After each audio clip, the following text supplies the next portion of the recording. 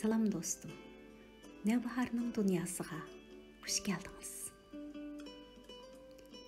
Agar chin ko'nglingizdan birovga minnatdorlik bildirmoqchi bo'lsangiz yoki uni xush qilmoqchi bo'lsangiz, yuzidan yuziga maqtaganning o'rniga uning kasbiga yoki aqliga oid biror eg'iz gap qilib qo'yishingizlar kifoya. Masalan, u kishi oshpaz bo'lsa, uni siz haqiqatan bir usta oshpaz jumu deb maqtashning o'rniga o'zingizning taladan tomoq yeganda faqatla mushu oshxonadan boshqa oshxonaga bormaydiganligingizni uningga ayting.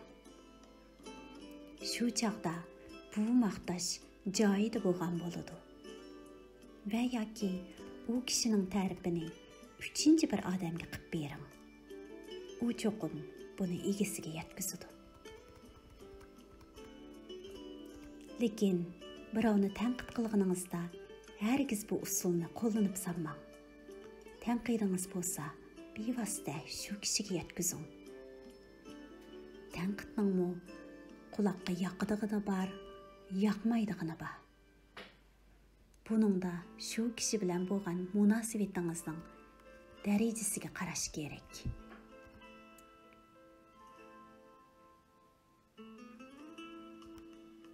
Bo'lmasa, ko'nglingizni xato tushunib qoldigan ahvollarmi yuz beradi.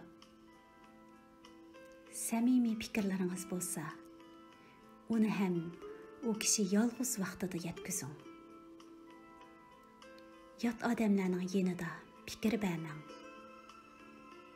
Tanqid fikrlaringizni berishdan boshqa, agar rostla samimiy bo'lsangiz, u kishining xatoliklarini tuzatish usulini deb bering. Shu chaqda tanqidingiz o'z kuchini ko'rsatardi. Ba'zida ig'izdan chiqib ketgan so'z hayot-mamotlik chetilib qolishi mumkin. Ko'ngil ranjitish uchun bir ig'iz so'z yetar. Ammo ranjitgan ko'ngilni elish uchun na bir o'zr, na bir umr yetmas. Shunga tilimizning uchiga kelib qolgan so'zlarni yutib etishga to'g'ri keladi. Yo'lvasni yengan botir emas, ochiqni yengan botir degan gap bor. Ochiqlanish qobiliyat bo'lsa, ochiqni yengish qobillikdir. Boshqalarning ko'nglini ranjitganlar oxirida eng qattiq yig'lab qoladigan kishilar bo'ladi. Hazrati Mavlana ko'ngil ranjitgan kishi Ka'bani yiqitmoq bilan barobar ig'ir gunohga mubtalo bo'ladi. Chunki u Allohning ko'ngil uyi deydi.